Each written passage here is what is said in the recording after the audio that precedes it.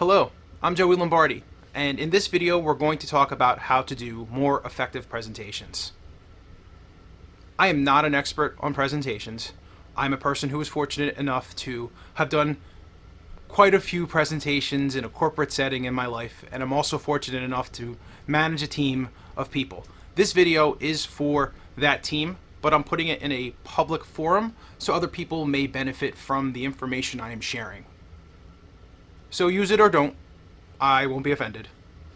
I'm going to stop and address the leaders who may be watching this video. If you are fortunate enough to manage managers or manage a team, please do not expect people to create a PowerPoint presentation as a physical artifact and report. That is not what that tool is designed for. Slides are made for visual aids. Don't expect people to do that. A Word document is perfectly capable of putting all of the charts, all of the slides, all of the pie charts that you could possibly want. A Word doc or a open source equivalent is perfectly sufficient to put all levels of information to create a report. A PowerPoint is a visual aid. Let people use it that way. Here's another secret for corporate presentations, and I say this with all the love and respect. For those of you that are making a presentation, the reality is that most people in today's society, in today's current post-COVID environment where we're all working from home and even before, most people don't really want to sit through your presentation. It's not anything personal. People are probably sitting through 12 hours of meetings a day, and this is just another one. Accept that, acknowledge that when you are creating your materials, because if you are viewing this opportunity or this challenge, however you're going into it, if you're viewing it that way, you really have nothing to lose.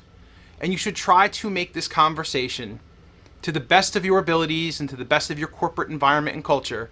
You should try to make this as entertaining as possible. So the first part of doing a proper presentation, especially in these remote times, at the end of the day, you are telling a narrative. You are telling a story. You are not just presenting information in a chart or a slide. You have to tell a story.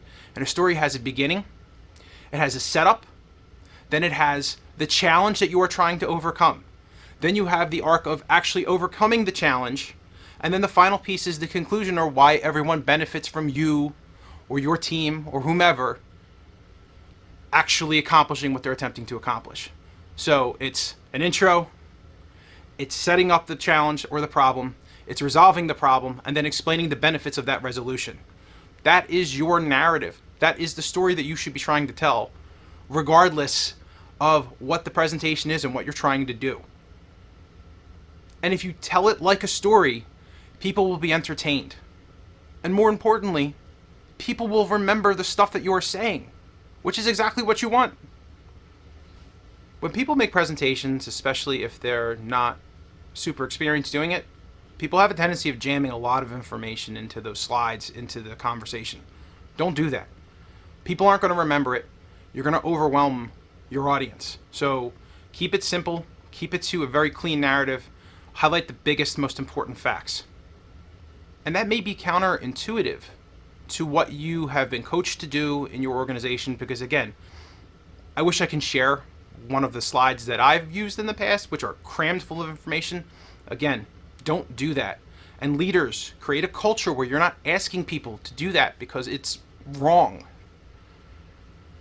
So don't cram your presentation full of information. Try to tell a narrative, but here's the other more important piece. Anything that you are saying in that presentation where you want to go deeper into the information, that's where you should have a corresponding Word document prepared or an Excel file with the hard data. So if someone really wants to get into the information, it's available for them to review. But do not put that as part of the presentation. Let's be honest, most PowerPoint presentations have lots of bar graphs and pie charts. We all love the pie charts, don't we? The thing is, when you're putting a table of data or you're putting that pie chart or graph into a PowerPoint presentation, do not put data into a presentation without context. Right? You can say 35% of our marshmallows were eaten by foxes. But what does that mean? 35% of marshmallows being consumed by foxes means absolutely nothing because it could be that a raccoon eats 88% of marshmallows. What does any of that mean? So you have to have corresponding context of maybe the unusual thing is that marshmallows are not good, which they're obviously not good for wildlife, and they usually avoid it, and it's a rarity that even 35% of the foxes are eating it. So something must be going on environmentally. You have to provide context. And that was a really weird example that I totally made up off the top of my head.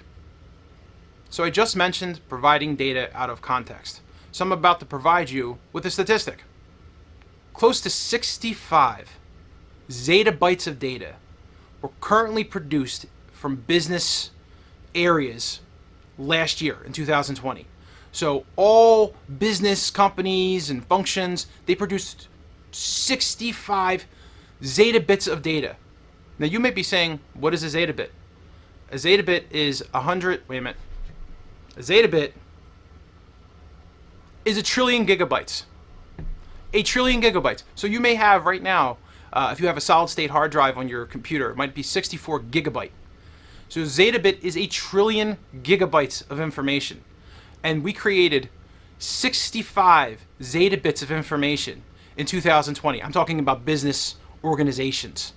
So just think about how much information there is and how overwhelming all of that information is to consume and absorb. We are not using it. There was an Entrepreneur article from 2016 that said that we're only using about 12% of the data that we're producing. 12%. So data is the thing that drives organizations. It's the thing that makes our companies better and more efficient. But it's also a chain around our necks. It's something that is weighing us down because we don't know how to access it. We keep producing more than we can use. And it's just entirely overwhelming.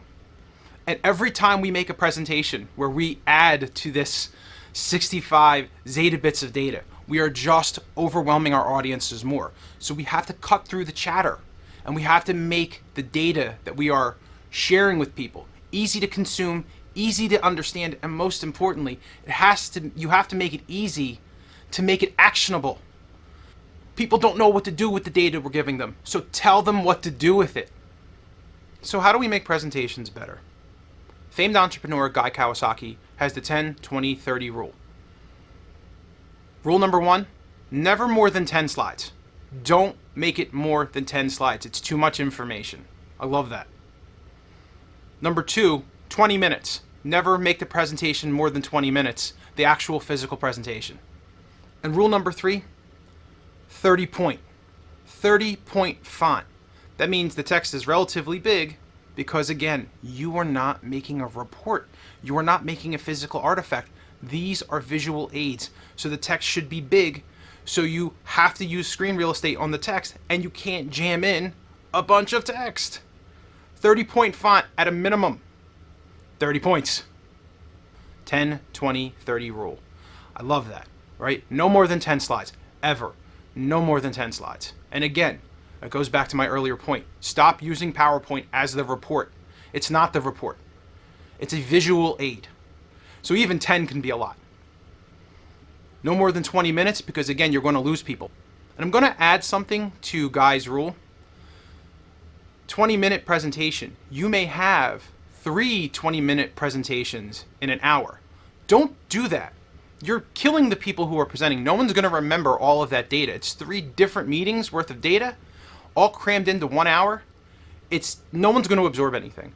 So if you are a leader or you're an organizer, try to keep your content down. Let people absorb the information. Keep it to 1 or 2 topics and let people ask questions. Let people absorb. This video is not the end-all be-all of how to do presentations. It's not even close. There are plenty of books and videos and other material telling you how to make an effective presentation. What I'm attempting to do is to give a shorthand to my team and to others that may be watching this. Something to help you get started. People like other functions and other coaching services like Toastmasters. I find that format is rigid and it extracts authenticity, but that's me. That may work for you. The intention here is to basically say, keep your data clean, keep your slides short, and tell a story. Tell a story that's meaningful and engage your audience. Make people want to watch the thing or listen to the thing even though they're so busy that they probably don't have the mental capacity to absorb anything that you are saying. If you approach it that way and you encourage people to keep it short yet meaningful, you're going to win. You're going to win. So don't stress out. This isn't scary. And give yourselves opportunities to practice with your teams, with your family. Tell a story with your family using the formula, right? Start, problem, fix the problem. How did it fix everything? How did everyone benefit? Try it out at home. Try it out with your friends. Try it out at work with your coworkers in a low pressure situation. That was low/no pressure at the same time. See, I flubbed the presentation as I'm talking, and I'm not going to edit this out. So thank you for watching this. I hope this is helpful, and we'll be back with another video shortly. Thanks again.